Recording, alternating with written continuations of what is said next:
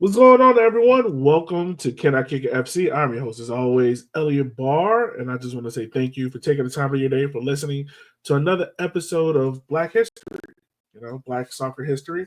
Before we get started, make sure you like, share, and subscribe on your favorite podcast host and on YouTube. And joining me on today is a guy that has been covering NWSL in depth, who has covered the league through its very hiccups, who's a proud spirit cover. I don't know how to say that. That sounds all weird. And who probably has the same frustration of me with 95. It is Mr. Andre Carlisle. How are you doing, sir? Oh, I'm good. And yeah, you ain't lying. I normally work remote, but for work, they've been like, holiday stuff, like coming to the office, we're going to have some meetings. And I'm like, hey, man, I don't like this commute life. I know a lot of people got to do it, but I've been remote for years and, it's a struggle. So yeah, that 95 part. Correct. Yeah, man. I don't know what part of 95 you live on, but I'm like, obviously I'm in Richmond. And the part that frustrates me is the most is anything past Stafford going to So, like Quantico, like that just utterly frustrates me because I know okay. it's gonna be an So accident. not to put all my business out there, but I live in Silver Spring. I work in Old Town Alexandria, so that's the part I'm talking about. It's the worst part. Yeah, it's not fun. It's not fun at all. Yeah, man. I wish you the best for because like one accident, you might as well just cancel all your plans. Oh, right. Yeah, exactly. And it's tough too because you'll be driving and it doesn't really matter what the GPS says. Cause like the GPS, like I basically just have it on. Like I know where to go, but I have it on just to like tell me like set my expectations. Like when am I Yeah, actually gonna get home? But then every now and then you'll see it just creep up for no reason. It'll just creep up. Like it's like you're supposed to get home at like 6:30, and then all of a sudden it'll be like, nope, 6:48, and now it's like 7 o'clock, and you're like, what happened? It's it's like I never want to like quit. small increments. It's never like it's never Right. like 5. It's like 30 minutes, Yeah. 45. And it's like, Right. oh God. It's not fun. And every time I'm like, they're always like, "Do you want to take a shorter route? Don't fall for it." Unless you've been there before, don't fall for it. Yeah, don't fall for it. Do not do it at all. Let's talk about, man. I mean, obviously, before we get started on everything, we had some news drop today. Jill Ellis, who, correct me if I'm wrong, she was the president of San Diego Wave. Yes. Yeah, she just got a new job. I'm dubbing this the Arsene Wenger role because that's Mhm. pretty much what it feels like. Yep. What are your thoughts on that before we get started with everything? I mean, I think it's the Jill Ellis conversation is a long conversation. So Yeah. I'll kind of sum it up with like, I think that a lot of people are aware of Jill Ellis from her back-to-back World Cup wins, 2015, 2019. Mhm. That gave her a lot of grace with the team and just in the sport in general. The problem is that she has been called out a number of times by former players. Sydney Leroux is one former player who just straight up said, quote, she's not good for people's mental health. Like that was just a straight up direct quote that she said. And we found out at San Diego that there were multiple lawsuits that referred to Ellis, that named Ellis, but were really targeted at the NWSL for not doing their job and also the San Diego Wave for not doing their job. Um, and kind of protecting the work environment. So there are accusations of a toxic work environment, some really, unfortunate, gross stuff too, in terms of like employee to employee that was kind of swept under the rug, if according to these lawsuits. So I encourage people to check those out. Read the Defector pieces. Leslie Ryder has been doing a really good job reporting on that, along with Diana Moskovitz. And it's just not a good look. And so FIFA kind of saw all that and was like, that's the kind of toxicity we need. Let's bring that over here. And it's just kind of like perfect for the way FIFA operates. So while I'm glad she's out of the NWSL and out of San Diego, because it sounded like she caused a lot of issues, or at least if she didn't cause them, she wasn't part of a solution intentionally, it seems. And if that's the case, then I'm glad she's gone, but also working at FIFA, failing up, all that kind of stuff. It's not great. Yeah, no, it's not a good look at all for anyone at all. But yeah, I definitely want to get your thoughts on that because it was just so funny that the day that we talk about NWSL, this news dropped. So Yeah. who better to talk about? But let's let's go to happier times. Let's talk about NWSL as a whole, because I feel like this season has been one of those years where the NWSL really got to shine. Like Yep.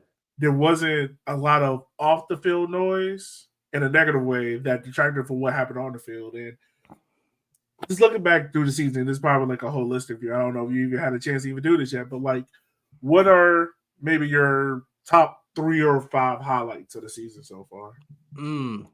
Highlights is a fun one because I think you get to talk about a number of teams and a number of things that happen. I mean, obviously, and we'll talk about them later on, so I'll just mention them off the top. But Orlando Pride, like the season that they had, I think needs to be contextualized, and we'll do that throughout the course of this. But Yeah. like they had the best season in NWSL history. And that's outrageous. So that was amazing. Kansas City Current were kind of amazing after starting off with a really troublesome offseason. The way that they played, Tima Chwenga hitting the league and breaking the scoring record in her first season, which is just something that doesn't happen in the NWSL, was incredible. I mean, I'm focusing on the top 4 because it's kind of hard not to, but like the Spirit, we're not supposed to be what they were this season at all. I mean, this was after last season. They had Mark Parsons, they got rid of him, and they're bringing in a coach who's accomplished, but he's not coming in until mid-season and all of that. And they were one of the strongest teams at the end, made it all the way to the championship game. Like, I think there were a ton of highlights and surprises. And then, of course, individual performances too. So like you asked me that question, I feel like I could talk for like about 20, 30, 600 more minutes. But let's go ahead and do it, man. Let's go ahead and do it. Look, that was the next question. Let's go ahead. Let's get into it about like, obviously everyone know about Barbara Banda. A whole list of them. Sophie, a whole list of them. Who are the standout players in NWSL that people might not be aware of? Because it's easy to go to like, oh, these are all the forwards. These are the ones you need to worry about. Who are the ones that people don't know about that really had an impact on the season, that really blossomed over the year? Yeah, quite a few. I mean, back to Orlando, I think Emily Sams was a great defender. I think her partnership with Kylie Strom started out playing as fullback and shifted inside. And that was incredible. They had a really good partnership. And they're the reason why the Pride won the championship. The Spirit were on them, and their ability to defend in the box was incredible. I'm also thinking about Yasmin Ryan. We saw her now with the national team. Her development has been great at Gotham. She's just been able to be so versatile, play out wide, come inside, kind of play that chaotic style that the Gotham coach wants them to play. So she's been exceptional. I think Vanessa DiBernardo as well at Kansas City. To me, she was on her on the short list for MVP until she went through some injury troubles. But her passing, her vision, her ability to like connect with her forwards in midfield and be that linchpin in midfield was really, really excellent. She was so good. She had a ton of assists early in the season as well. Like, she was all over the place. She was excellent.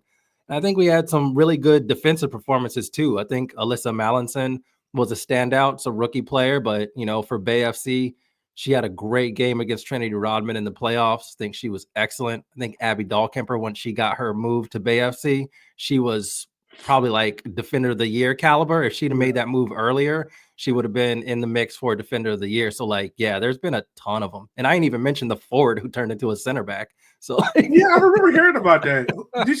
Did she play for the Spirit? Yep. Okay. Yep. Yeah, I need to hear this story because matter of fact, I was actually listening to y'all podcast before. I think y'all were doing your preview about the final. Mm-hmm. You were talking about like, yeah, we just messed around and found out that she's a great center back. Yeah, that happens to be a forward. Yeah, it doesn't make any sense. Basically, I think it was the off season of the after the 2022 season. And she'd been a forward. She played for the Spirit as a forward. She wasn't super dynamic as a forward, but she was strong, capable of getting in the box and doing some things, scoring a few goals. She played at USC as a forward. So a really good program, college program, played alongside some really good players as well, like Croy Bethune, who is just unreal. But that offseason, they kind of just went to her and were like, hey, we're thinking about switching your position to center back. And at first she's kind of like, are you joking? Like, is this some sort of end of the season? Like are the coaches just messing with me? And they were like, no, we want you to kind of think about it and see. And she did it, and she straight up owned it. Like, you telling a forward they're going to play center back, that just mindset wise, that doesn't jive. But she was like, all right, I'm going to give this my best shot. If they think this is the best shot, they see qualities in my game that think this would work, let me just see. And she said it was weird, obviously. And she didn't really feel like a center back until like this year. She was like, yeah, I'm a center back, but she still wears the number 9, and it's great. That has to be the most awkward conversation for someone who doesn't know that. Yeah. Like, yeah. Just walking into that. And the thing that makes her so impressive as a defender is that if you look at like the 1v1 stats for her, she is like top 3 or 4 in the league among all center backs, and she does not get beat 1v1. Wow. If you allow her like to get close to her, like we'll talk about Barbara Banda too, but Banda always goes to the other Spirit center back. She struggles with that one because she's so strong, and she still has that footwork, that foot speed to keep up, that it's really hard to get by her 1v1. She likes when players get close to her because she's strong enough to kind of manipulate them and anticipate their movements and eventually move them away from good areas or move them off the ball altogether. And so like it's been brilliant, and it's been one of the wildest things to just be true about watching the Spirit is that a former forward is their best center back. She played every single minute this season. I would have to imagine she's probably one of the better ball carrying center backs in the league. You know what's I would funny? have to imagine that. You know what's funny? Like she has good, like average, like dribble and carry numbers. When I kind of look at them, they're not the best. I think there's still a way for her to develop in terms of her forward passing. I mean, it's a completely different perspective on the pitch too, but her carry numbers are solid. But it's mainly her straight up in a duel. When she engages in a duel, she rarely loses them. I think the percentage is something like 85% wins in her duels. It's outrageous. Wow, that's outrageous. That's so weird. It's extremely strange. I'm just trying to like just imagine that. So we're talking about like a striker becoming a center back and all this other stuff, but like as we look throughout the whole league, how impressed were you about some of the tournaments? Like you mentioned, like Diaspora wasn't supposed to even be in this position. It was supposed to be a quote unquote rebuild here. Were there any other teams that impressed you with their rebuild, or any teams that you were disappointed they were supposed to be better? Because I'm not gonna lie, I thought the Wave was going to be a lot better than what they were. Well, they should have been, and then they made silly decisions in the front office, which again, another shout out to Jill Ellis. But Casey Stoney getting let go was really unfortunate. The Wave were not having a good season, but Casey Stoney has proven that she can build teams from scratch and be successful with them. She did it with Manchester United, who wasn't even in the top league. They had to like fight their way for promotion to get there because they only started a women's team in 2018. And she did the same thing with San Diego. They made the playoffs in their first year, and they went through a bad spell, and immediately she's out. And I don't think that was really a fair firing. She didn't think it was all that fair either. So yeah, that was frustrating. So I see it from San Diego. They were a super talented team, but obviously like that, and then Alex Morgan suddenly retiring was like, whoa, okay. So that changes your season a little bit. I think Bay FC, they spent a ton of money and they brought in some really good players, and they just were trying to play super expansive. Like we're just going to, stretch the pitch, keep the ball, play this really intricate possession game. And in the NWSL, nah, man. you gotta, if you're gonna do that, you need like the best at each position to be able to do that, and it's hard. And they had some of the best, like Kundananji was great, but they had to change their style of play. And once they did, they were a very dangerous team. But people thought they were going to be a bit better than they were.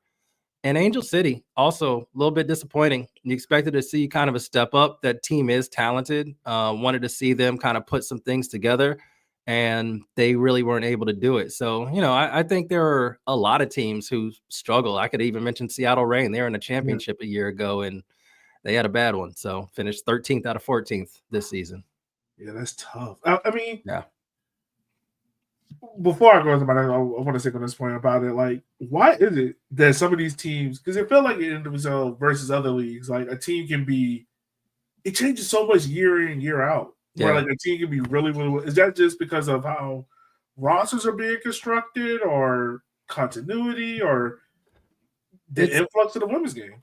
Yeah, it's a lot of factors, and I think the biggest one is that a lot of these team owners and a lot of these front offices aren't used to being forced to be serious.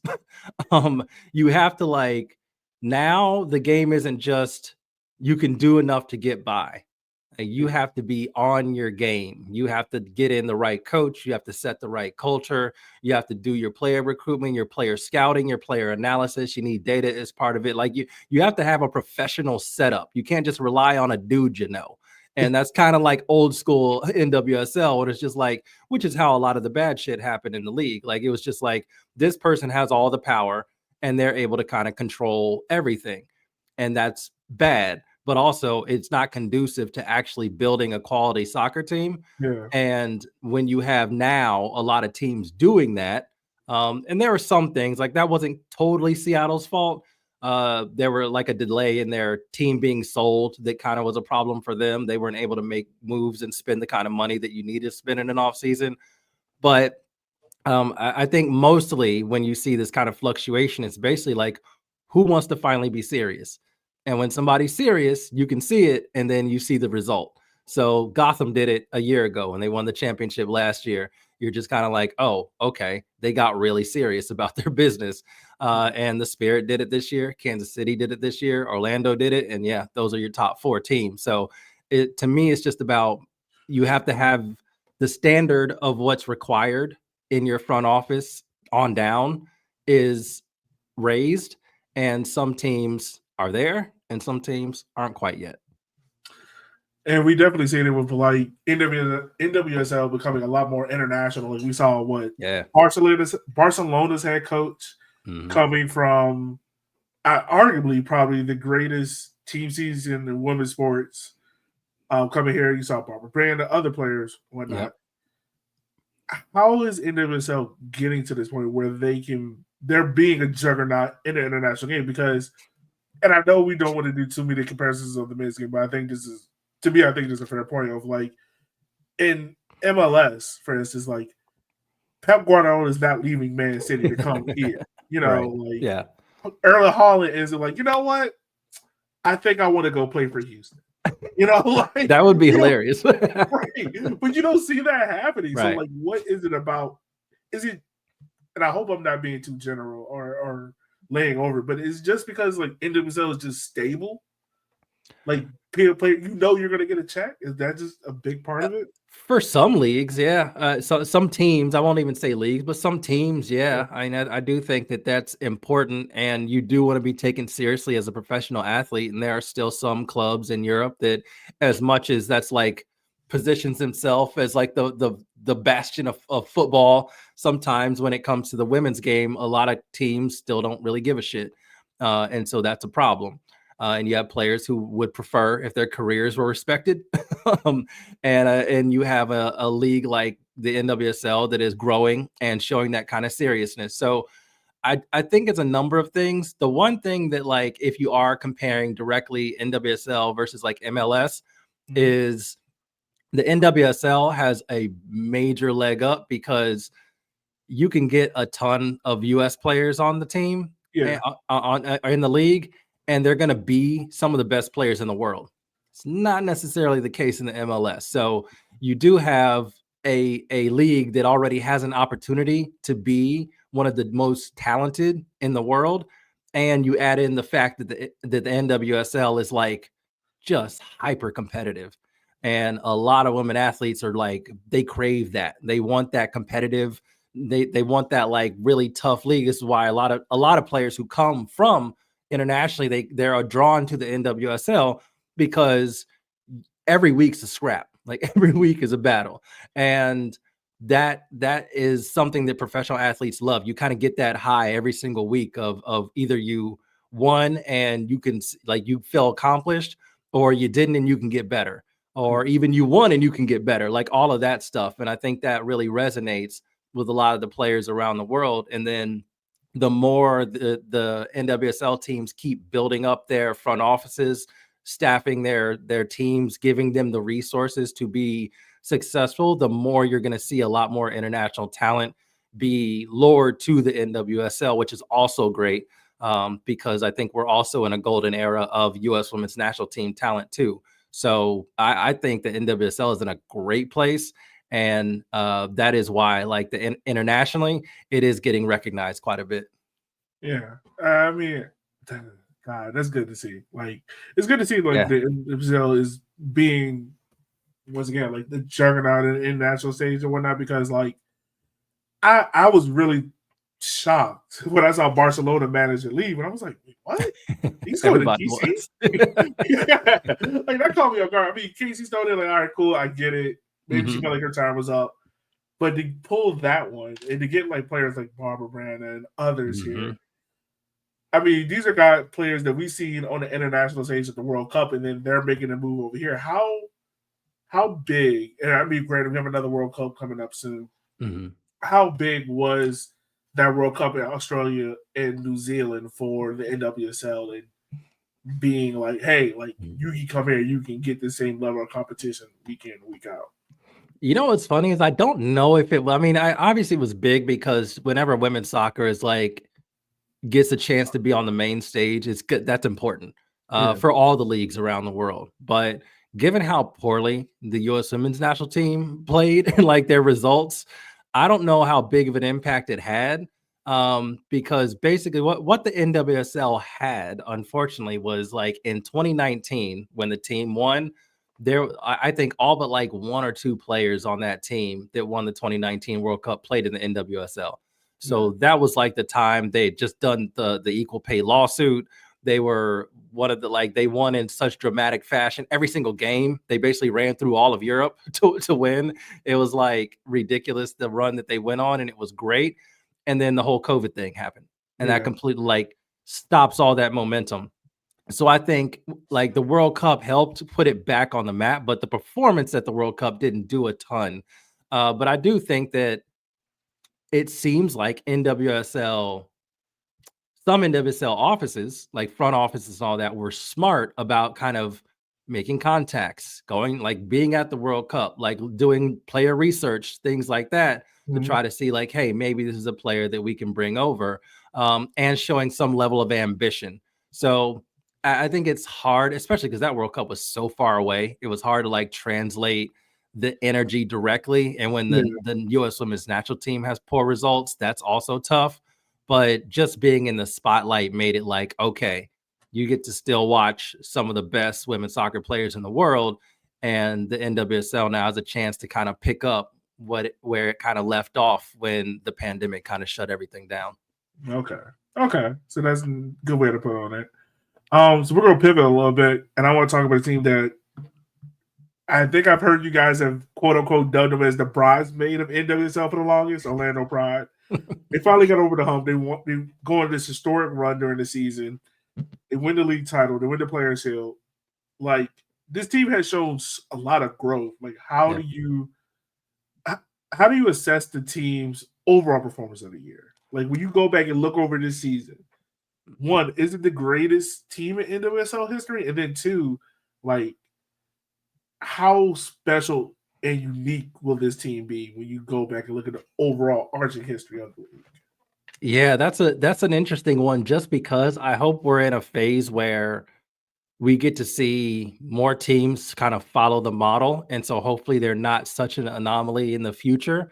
But given all the historical context that we have right now, I think they're the best team that the NWSL has ever had. I think they have, obviously you can say like they won more games than any team, but this was also an NWSL season with the most games it's ever had. There were 26 games this NWSL season.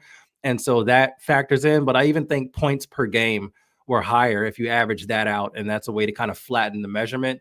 That's even better than some of those dynastic North Carolina Courage teams. But here's the thing about those North Carolina Courage teams. They had Crystal Dunn. They had Sam Mewis, they had Lynn Williams, they had Dabinia. Like that team was absolutely loaded and was very, very good. But I still think, especially defensively, Orlando as a total team was outrageous in kind of all phases. And to me, I think they went what? I think they kept a clean sheet in half of their games. So 13 out of 26 games, they kept a clean sheet. And I think they went without losing until like I think it was the 22nd or 23rd game of the season or something like that. They basically clinched the Shield, partied, and then lost again their first game, which you kind of give them like respect. Like you earned that. That's fine. So they went on like a tiny baby slump, but then of course picked it back up, went through the playoffs, scored a bunch of goals, and won the championship. So yeah, to me, and only one other team has done that before. One other club has ever won the Shield and the championship in the same season, and Orlando just became the second one to do it. And so, like, yeah, this season was outrageous from them. Wow. So, like, what moments about this team stand out to you the most? Like, what are the moments that stand out to you the most that define the season?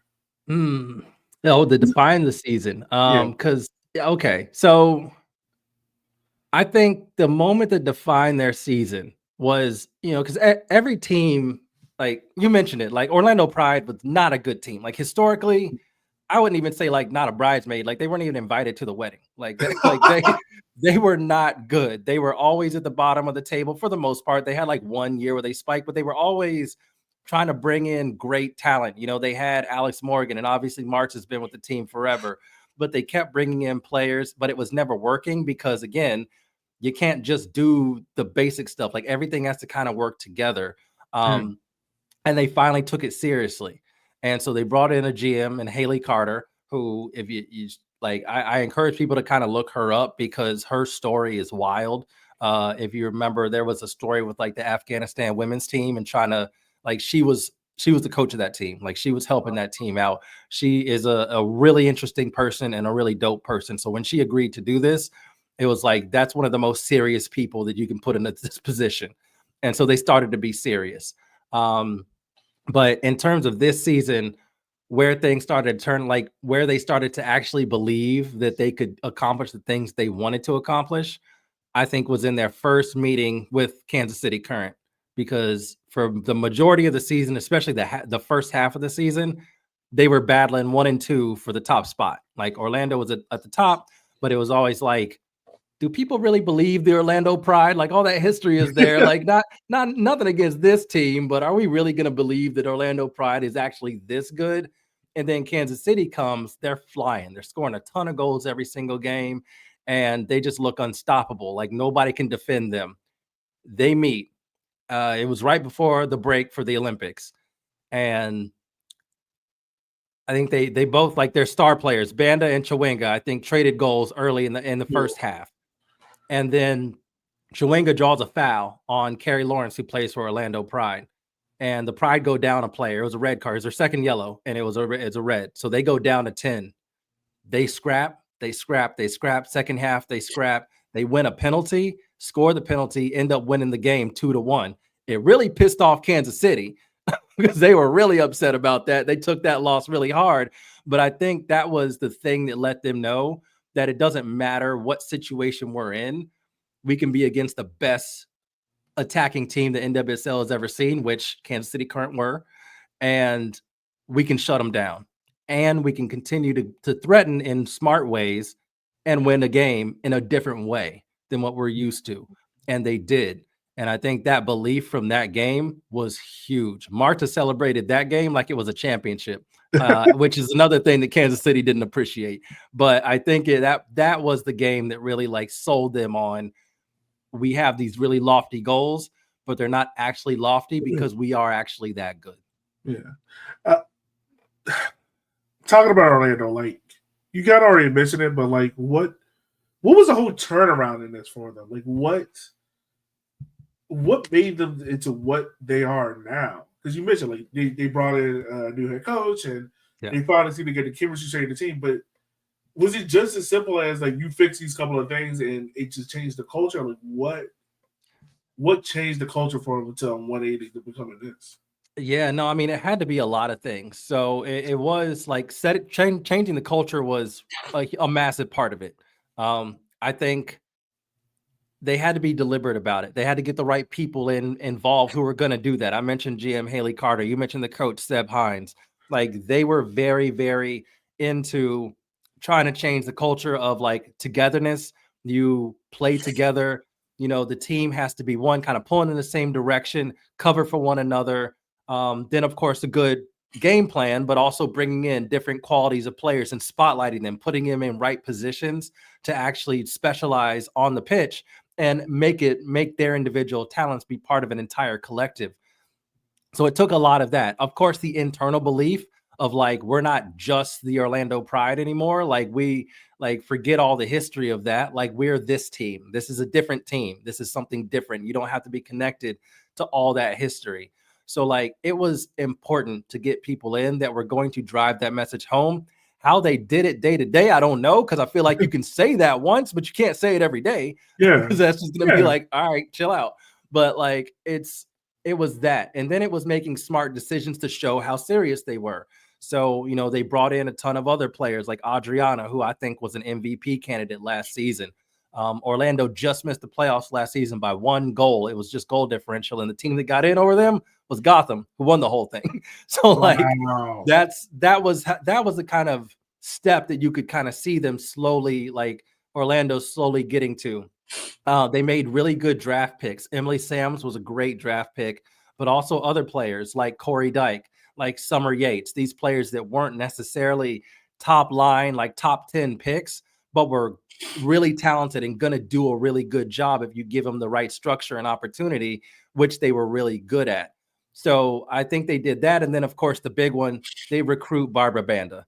Barbara Banda could have gone anywhere. Her Can we talk legend was about her? like, Because she yeah. is electric. Like, Oh my God. she's the Yeah. kind of player where, and I will say this: I'm not the biggest NWSL fan. Like, Mhm. I watch the league overall. Like, I don't have Mhm. a team, but that for her, like, Yeah. she's on like that Steph Curry. Like, she's appointment television. Yes.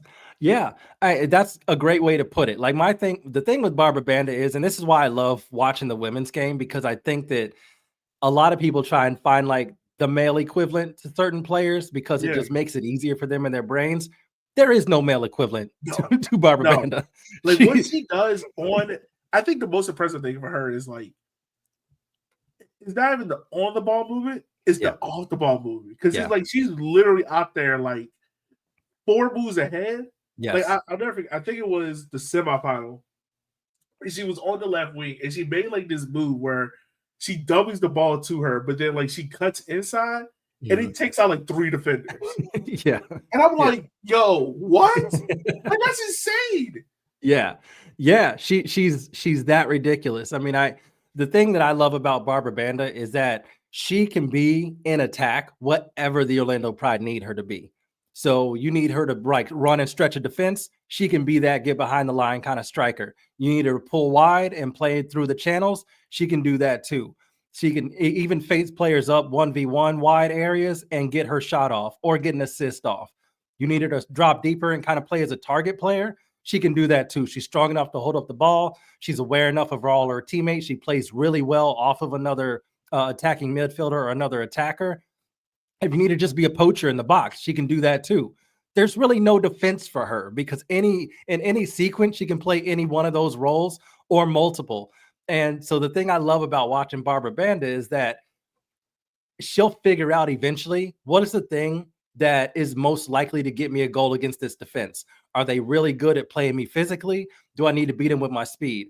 Or are they, can I handle them physically? Or like you mentioned, a couple moves, can I kind of trick them and find myself some space in the box or around the box to be able to score or set up my teammates? She'll do whatever is necessary. And she's so smart and she's so active on the pitch that she'll figure it. She'll keep going until she figures it out.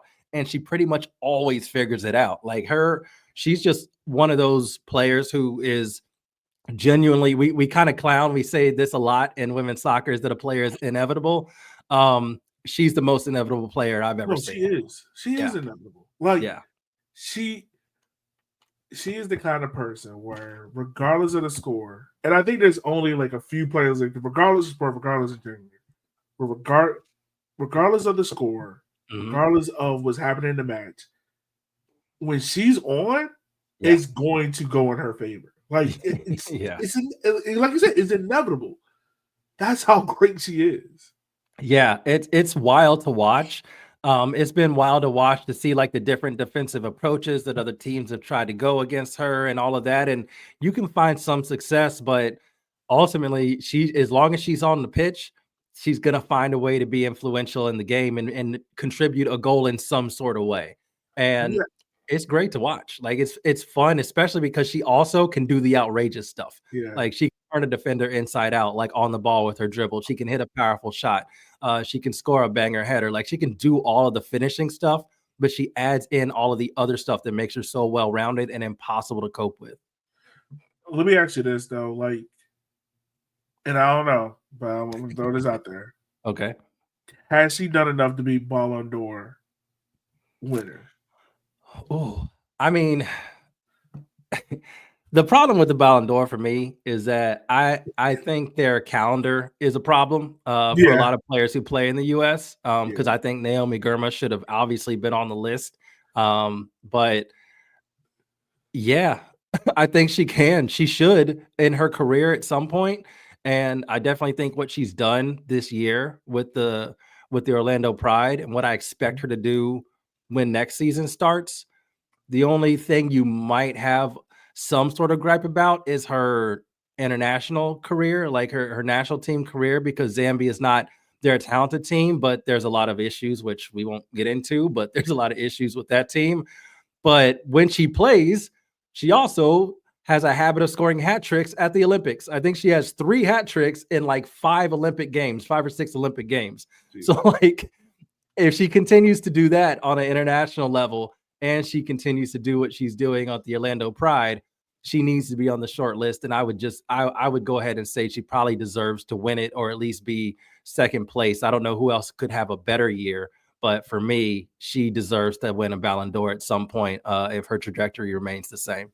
Yeah, I imagine so. And the mastermind who put all this stuff together is Mr. Seb Hines, right? Yes. Funny enough, I saw Seb play in Richmond when he was part of Orlando City B. Oh, that's dope. Yeah, had no idea he was going to, he was legendary manager now. But like he's been integral to their performance and keeping everything consistent. Mm-hmm. But how would you describe his leadership? Because that seems to be like the real big thing of how he took this team that was in the midst of being so underperforming and pushing them to this next level. Like, how big is his leadership? Oh, huge. I mean, they don't do this without him and his leadership. I think the thing with Seb has been he's a young coach. He was inexperienced, but you needed to find the right person who could instill the right kind of belief.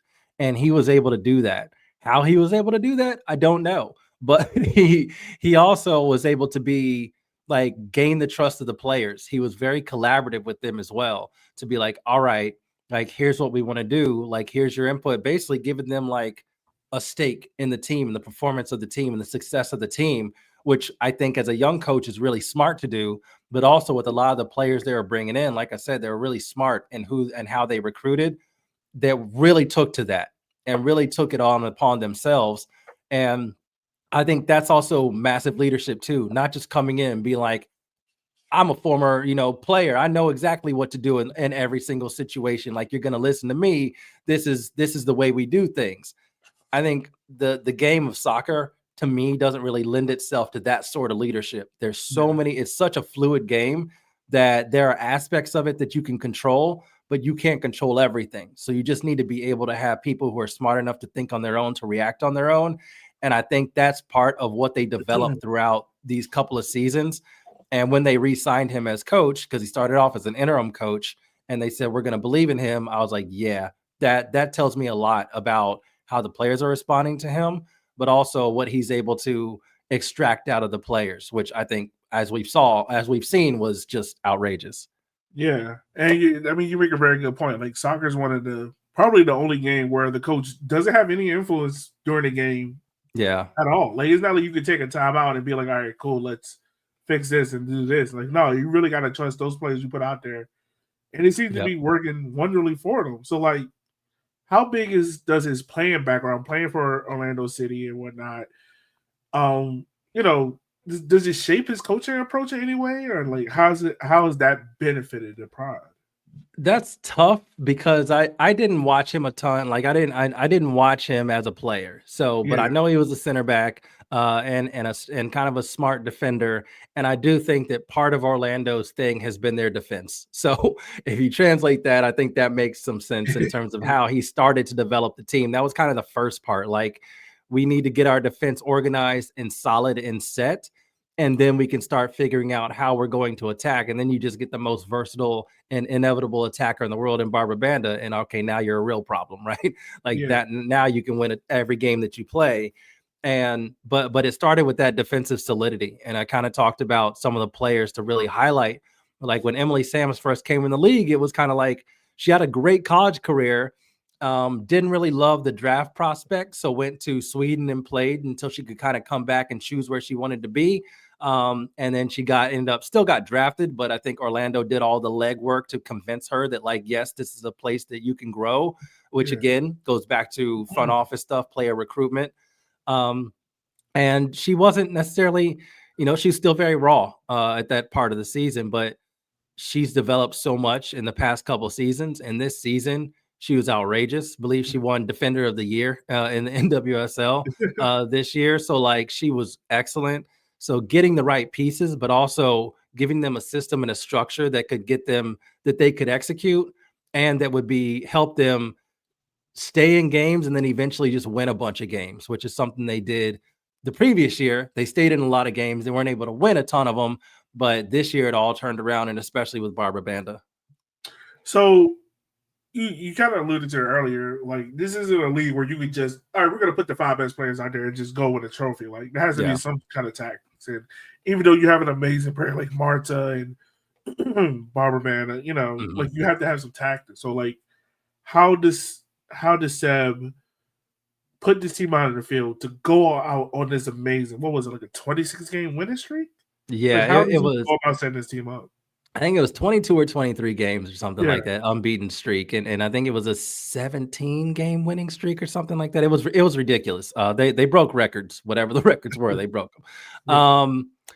I think what it really started with was, one, the confidence that they could go out and execute, giving them the game plan that was kind of simple enough, but they were such a balanced team that they could cope with whatever they needed to cope with.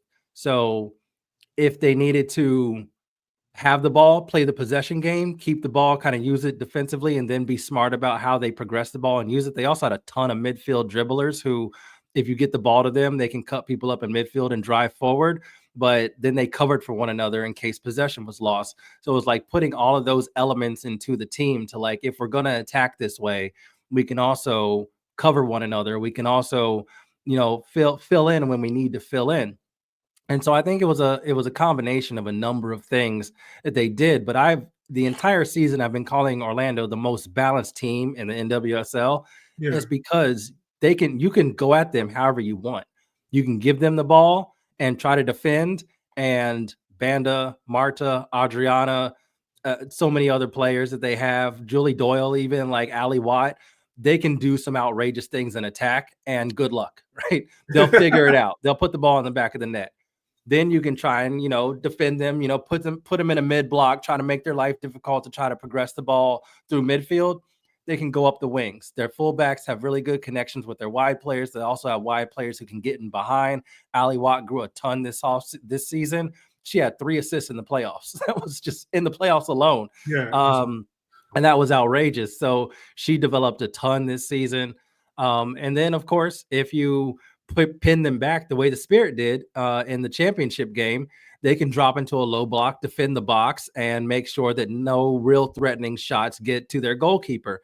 And that's what they did, and that's how they ended up winning. So basically, they just kind of looked at each game and, in middle of game action, just decided, like, how's this game going? What's the best way for us to approach it?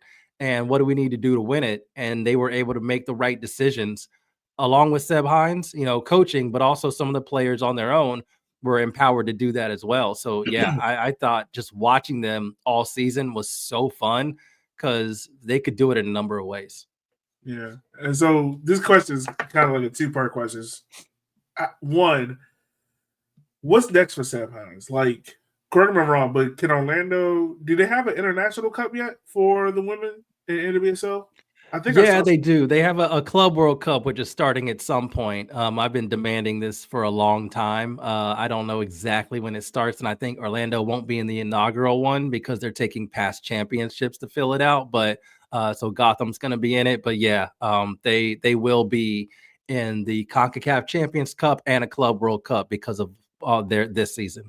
Okay, that's what I thought. I was trying to figure out if there was a CONCACAF champion because I knew for the Yeah. longest there wasn't one. But like for Seb, what's next for him? Like, does he have ambitions of moving on to anything like international or the men's game? And for Orlando, like, is it going to be easy to keep this team together? Like, can they? Obviously, they're going to be together is unrealistic, but can they keep the band together and whatnot?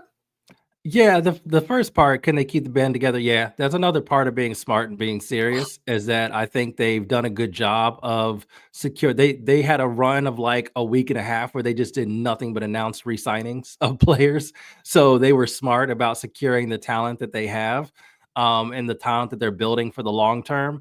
So they can definitely keep the core together. There may be some players that move on and do other things, but I think ultimately one of the things that they've been so good at is letting those players kind of know like we believe in you and like the best place for your development is here. And when they have the kind of season they have had and they have the kind of success that they've had, it's hard to argue against that. So I think a lot of players are going to end up staying, and I think a lot of players are going to want to get into that environment too, because that's another thing that success gives you. As far as Seb, I don't know. It would be sad to see him leave, especially so soon. Yeah, um yeah, I think that in terms of coaching, this is the NWSL, as you mentioned, like a lot of international coaches are getting notoriety, like coming to the NWSL. And I think the standard of coaching is growing a lot. It's been growing quite rapidly season to season over the past like 2 or 3 seasons. And I think it's only going to continue. So I think in terms of battling yourself, testing yourself against some of the best coaches, he's going to have an opportunity to do that. And I wouldn't necessarily say that they were able to win games and be great, but I still think as a coach there are a lot of things for Seb Hines to continue to learn, continue to develop, and certain players that you can continue to develop and get better, because like I mentioned, like there are a lot of players who were rookies or young players that can still develop and aren't done yet. So I think it would be great for him to stay. Hopefully he does. Haven't heard any rumors of him going anywhere. Um, but yeah, I do also am obviously he's going to be coveted. I'm sure there'll be other teams, other phone calls that his agent will be fielding. But I think right now he's in such a great spot for Orlando. And they've built something so special there that I think leaving after like the first bits of success, it'd be a little tough to like wipe the hands and be like, job done. I think there's still a lot more they can do, which sounds wild given how successful they were. yeah. All right, that seems cool. So let's look back at NWSL. I guess it's probably like a cool point to kind of wrap it up on because this is a league that is not only growing on the field but also talks of expansion. So Mhm.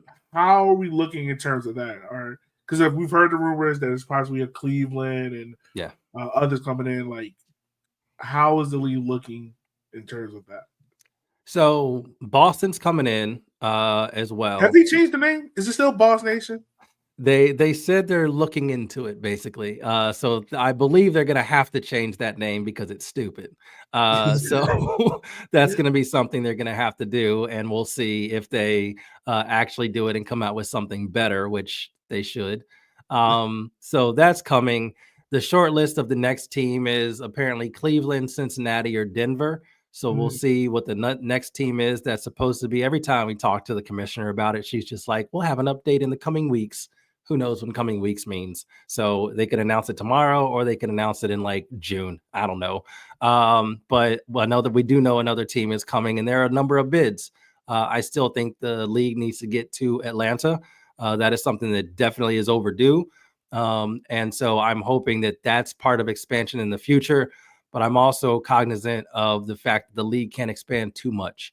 No disrespect, but I don't want the NWSL model. I don't think we need 30 teams. I don't think we need to keep going unlimited expansion with the NWSL. But I do think there are some markets that deserve teams and can support teams, and that there should be teams there. So they're going to continue to expand. Owners like money. Expansion brings money. So I think that's going to be a thing that continues for a while. So yeah, I'm kind of excited to see how aggressively that happens, and also when or if anybody pumps the brakes and says, "Nah, I think actually we have enough teams in the league right now." So if I made you commissioner, and you got 3 cities to choose, Ooh. I'm gonna take Atlanta. I'm gonna take away Boston. Oh, wow. I'm gonna take away Atlanta. Oh, you're taking away Atlanta. That was going to be one of my. I know, because that's obvious. Of course, everyone wants Atlanta. Yeah. I'm gonna take away those 3: Cleveland, Atlanta, Boston. Where are you putting your next 3 teams of NWSL? Oh man, on the spot with this one. That's tough. You know what's really tough about it too is that it's really tough because there are, like, right now, I believe there are 3 California teams, Yeah. and it's almost like you could probably even add one more because women's soccer is like so deep in California, but I don't want to make that one of my answers because I feel like that's enough. I'm probably thinking like Dallas. I feel like Dallas or Austin, maybe something like that. I don't know which You one only was. have one Texas team? Is that Yeah, Houston? Houston. Yeah, it's just Houston, and that team's a hot ass mess. So they're one of the teams that needs to be serious at some point. So you think San Antonio will be a good market? No, I don't think so. I've no disrespect, but I've been to San Antonio and I was unimpressed. I think Nashville. I think we could see a team in Nashville. I think that would be a really popular team. I think a lot of players also come from that kind of area, and I think they would love to play there. So I'm going to go ahead and say Nashville. Maybe Miami. Orlando's the only Florida team. Maybe Miami. I think a Miami team would be fun. It'd be hot as hell, so they'd probably have to figure out a dome or some sort of situation. Land in Miami is scarce and all of that. So financially, I don't know how much sense that would make, but I think I'd kind of like to see something like that. So Who's the striker at FC Barcelona? What's her name? I can see her face, but her last name starts with a P at FC Barcelona. Paraguay. They can just follow that model and bring it over another great Barcelona player. I would love to have her in the NWSL, and I think she needs to get here. Just a little bit of injection of the dog. Like there's a thing that certain European players are missing from their game, and I'm like, hey, you know how good you could be if you had just a little bit of dog in you, and I think the NWSL gives you a lot of that. So there's a lot of European players I have on list that I'm like, yeah, give you a couple seasons in the NWSL, and yeah, you'll be excellent. So officially, I think the line for the NWSL should be, "We got that dog for you." That should be it. Yeah, I mean, yes, that's kind of the thing about the league. Like that's what makes it so fun is that like it is not a league. Whenever European players come over, they talk about how fast the players are, how physical the games are, and all of that, and how competitive they are. So yeah, I think like that is a massive calling card to the NWSL because it really like skill wise, technique wise, and system wise, yeah, you have some teams that are head and shoulders above some of the others. But that don't mean that the other teams won't scrap with you because they absolutely will. And it's kind of like even if you're watching like right now, like this season, there are 14 teams in the league. If you were to watch a game between the 10th place team and the 12th place team, normally you'd be like, eh. But I guarantee you those teams are going to have superstar talents on them because there's so much talent in this league. But also they're going to scrap and you're going to see a really competitive game of soccer no matter what, because they are like these players go hard all the time. They don't really know how to do anything else. They always going hard. So I love it, and it makes it really, really fun to watch week in, week out. And this is the last point we can kind of wrap up on, but I mean, we've seen the intercourse of it today on Blue Sky of how a lot of WSL journalists and whatnot are not getting the credit they deserve, and I wholeheartedly sympathize with that. Like, what is it going to take for women's soccer to understand that, like, the growth of this game isn't just meant with dollars, but also in those independent journalists such as yourself and Ebony and Shea Butter FC and others? I mean, I think it's going to take the people with the access to the money and resources being smarter than they've been. I don't know if it's the wrong people have been in charge. I tend to think that for some in a lot of cases, but I just think that it's really easy to. So it's like it's the same media. The media problem in women's soccer is the media problem overall, where the most bang for your buck is to get as many impressions or likes or clicks or engagement as possible as quickly as possible. It's never how journalism works. It's not really how it works. That's not how covering a game works. That's not how media works. So what they do is they either steal a lot of funny posts from other people and pass them off as their own, and they get a player involved because players have a natural popularity. You get a name player involved, and there you go. I love hearing from the players, but the players aren't like beat reporters. They're not covering teams game to game. They're not popping up in pre-match and post-match pressers all the time. They're not telling this. They don't have the full context to tell a story the way that a writer does, a journalist does covering a team. That aspect of journalism feels like it's not respected anymore. And there's no need for it because you just really want the eyeballs. That's the clamor for the attention is what all of this, the money feels like they need to have to justify the spend. That's not how it works. It's a slower thing, build thing. And you get more deeper, more engaged connection when you have those journalists telling those stories week in, week out, following a team, tracking their progress, talking about it, because a lot of people were surprised by Orlando Pride. But if you've been listening to Shea Butter FC, if you've been listening to Diaspora United, you were not surprised. You knew this was coming. And that's kind of, to me, that's part of the whole storytelling aspect of it, is being connected to the league on a day-to-day, week-to-week basis, which you can do in a broad capacity. And it's still fine to hear from players and people with podcasts say certain things. I mean, I have too many podcasts, so I'm not shitting on those at all. But I do think that there's also the other aspect of the work that is digging in and doing that week to week stuff that helps give you a fuller picture, a fuller story, and deeper connections throughout the league and with the players and the teams. And we just don't really see that working anywhere. So it's not really going to change until somebody says, all right, I have the opportunity to like bring in a player and get a bunch of clicks and start a podcast. Or maybe I can invest in real journalism and see where that takes us in about 3-4 years.